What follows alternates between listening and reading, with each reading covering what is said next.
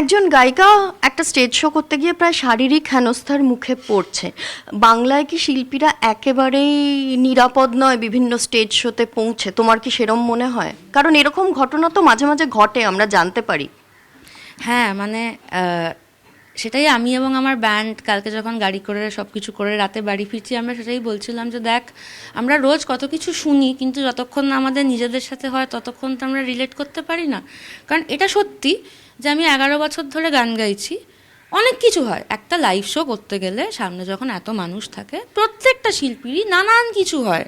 এরকমও দিন হয়েছে যে বলেছে যে দিদি গান ভাল লাগছে না, নেমে যান। সেটা আপনি বলতেই পারেন স্টেজের নিচ থেকে।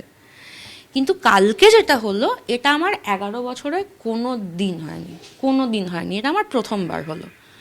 তো না, শিল্পীদের কোনো জায়গা নেই কেন? আমি তো আমি আমি আমার পুলিশ প্রশাসনের ওপর ভরসা আছে। আমরা যাতে নিজেদের ইচ্ছে মতো গান গাইতে পারি, এটা নিশ্চয়ই ওনারা এনশিওর করবেন। কেন শিল্পীদের জায়গা থাকবে না? শিল্পীর জায়গা নিশ্চয়ই থাকবে। কালকের একটা ঘটনা ঘটেছে এবং আই এম শিওর এবার থেকে পুলিশ প্রশাসন নজর রাখবেন যাতে এরকমটা। আমার 26 তারিখ আবার শো আছে, আমি তো 7 নম্বরেই জাগো মা গাইব। কোথায় এই শোটা? আরামবাগে আছে। আচ্ছা। ভুলবেন না, 7 নম্বর গানের পরে। এবং শুধু আমি কেন, আমার সিনিয়র জুনিয়র কাউকেই কেউ মারতে উঠতে পারেন না স্টেজে। আপনি তো এখানে কাজ করতে এসছেন, আমি কি আপনাকে মারতে পারি?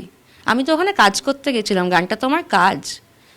কেউ কি আমার কাজের জায়গায় এসে আমাকে মারতে পারে?